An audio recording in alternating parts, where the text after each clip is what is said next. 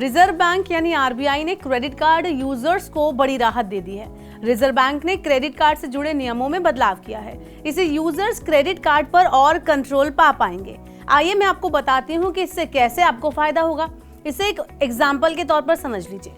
रोहित बीते 2 साल से क्रेडिट कार्ड यूज कर रहे हैं। इसमें वो जमकर शॉपिंग करते हैं, हर महीने इसका बिल भी भरते हैं, लेकिन उनकी समस्या बिलिंग साइकिल को लेकर है। उनकी सैलरी हर महीने की 7 तारीख को आती है, लेकिन उनके क्रेडिट कार्ड की ड्यू डेट 5 तारीख को जनरेट होती है। ऐसे में जब मंथ एंड में पैसों की किल्लत होती है, तब उन्हें अपने बैंक खाते में पैसे जमा रखने रहते हैं। एक्स्ट्रा पैसे राशि जो है वो अपने बैंक में उनको पेंडिंग रखनी होती है। कई बार पैसे नहीं बचते, उन्हें मिनिमम ड्यू से काम चलाना पड़ता है। इससे उनका क्रेडिट प्रोफाइल बिगड़ जाता है। लेकिन रिजर्व बैंक का जो नया नियम है, ऐसे लाखों ग्राहकों के लिए काफी राहत लेकर आया है। रिजर्व बैंक ऑफ इंडिया यानी आरबीआई ने क्रेडिट कार्ड जारी करने के नियमों में कुछ बदलाव किए हैं। बैंकिंग रेगुलेटर ने इस बारे में नोटिफिकेशन भी जारी कर दिया है।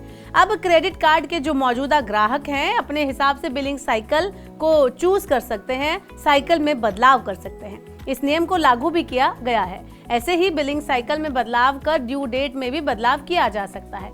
अभी तक की जो व्यवस्था है, अगर हम उसकी बात करें तो ये काम आसान नहीं था, क्योंकि किसी कार्ड की बिलिंग साइकिल क्रेडिट के इश्यू करने के वक्त ही फिक्स कर दी जाती थी।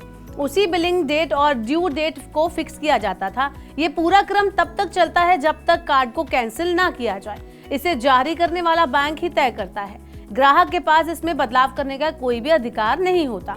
लेकिन अब रिजर्व बैंक ने क्रेडिट कार्ड धारकों को बिलिंग साइकिल में बदलाव करने का एक मौका दिया है। यहाँ पहले ये समझ लेते हैं कि क्या होता है बिलिंग साइकिल। तो क्रेडिट कार्ड बिलिंग साइकिल आपके बिलिंग स्टेटमेंट के बीच का टाइम पीरियड होता है।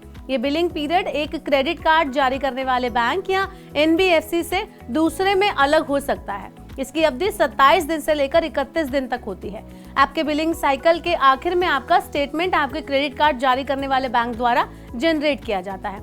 इस बिल का भुगतान करने के लिए आपके पास ड्यू डेट तक का समय मिलता है।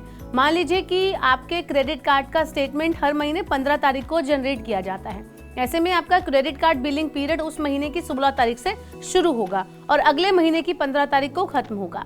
इस अवधि के दौरान आपके सभी क्रेडिट कार्ड ट्रांजैक्शन मासिक क्रेडिट कार्ड स्टेटमेंट में आपको दिखाई देंगे। इसमें सभी credit card payment, cash withdrawal और जो कार्ड है उसकी ईएमआई की जानकारी आपको मिल जाएगी।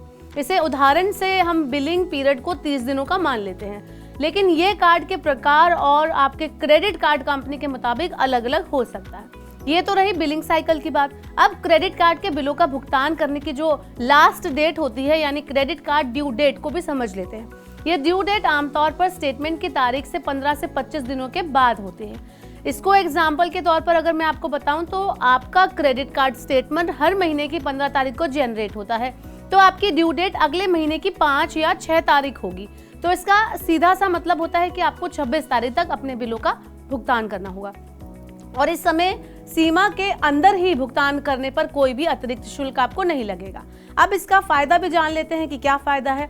तो अगर आपके क्रेडिट कार्ड का बिल हर महीने की 15 तारीख को जनरेट होता है, तो आपकी ड्यू डेट महीने की 4 या 5 तारीख होगी।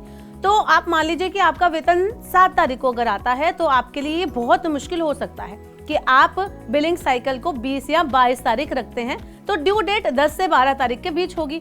उसी समय आपका वेतन आता है, तो आपके लिए ये काफी आसानी वाली बात हो जाएगी अगर आप अपना बिलिंग डेट खुद ही तय कर पाए तो ऐसे ही और वीडियोस को देखने के लिए बने रहिए मनी9 के साथ और डाउनलोड कर लीजिए मनी9 का मोबाइल ऐप।